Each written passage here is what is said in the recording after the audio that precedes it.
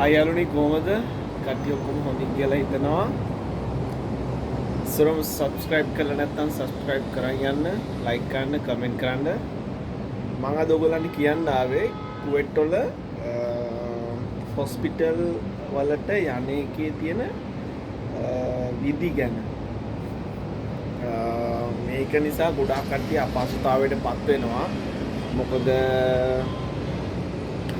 සාමාන්‍යයෙන් දැන් ඔය හිතන්නකෝ වගේ ඇඩ්‍රස් එක තියෙන සිවිල් ID එකේ මබුල කියලා. ඒකට ඔය ඉන්නේ සල්මියා.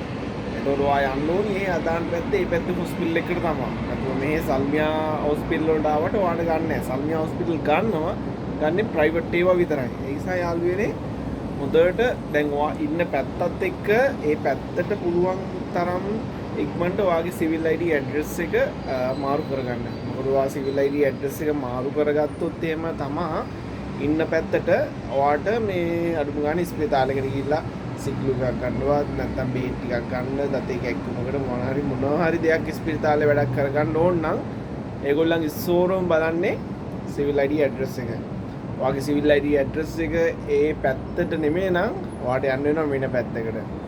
මොකද මට උන වැඩක් තමයි අපේ නංගිගේ සිවිල් ID එක තිබ්බේ මබුල වලට. ඒ අපි ඉන්නේ සල්මියා වල. එයාගේ දත එකක්කමක් ඇවිල්ලා අපි ගියා සල්මියා ක්ලිනික් හොස්පිටල් එකට ගවර්න්මන්ට් එකට. ඊට පස්සේ ඒගොල්ලන් කිව්වා නෑ ඔයාගේ ඇඩ්‍රස් එක තියෙන්නේ මෙහෙ නෙමෙයි වෙන පැත්තක. ඔයා එහෙට යන්න කියලා. ඊට පස්සේ කොහොමරි ඔයා හිතන්නේ මෙහෙ මිනිස්සුගේ එකක් තියෙනවා හරියට විස්තරයක් කියන්නේ නෑ. දැන් ඔයා යන්න කියලා කියනවා ගිහිලා නම ගම කියනවා එතෙන්දි කිව්වම එතනින් තව තැනකට යවනවා.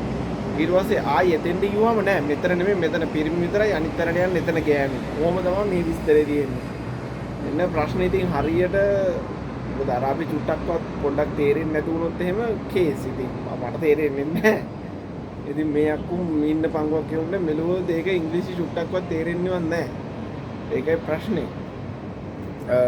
සිවිල් ID ප්‍රශ්නේ ලොකුටම තියෙනවා ඇඩ්‍රස් එක ඔයා හොස්පිටල් එකකට යනවා නම්. ඒක නිසා හරියටම මෙහෙ මොකක් හරි හොස්පිටල් එක වැඩක් හරි මොකක් හරි කරගන්නවා නම් ඕකේ ලොකේෂන් එකක් හරි උන්ට සර්ච් කරලා පෙන්නන්න කියන නැත්නම් තියෙන තැනක් හරි මොනවා හරි එහෙම නම්බරයක් හරි මොනවා හරි දෙයක් තියෙනවා නම් එහෙම දෙයක් කියලා මුළු ලොකේෂන් දාන වැඩේ කරනවා. මේ කියන්නේ අරන් දෙන එක ඒක කරගන්න පුළුවන් මේ හැමෝම ෆෝන් පාවිච්චි කරන්නේ උන්නේ.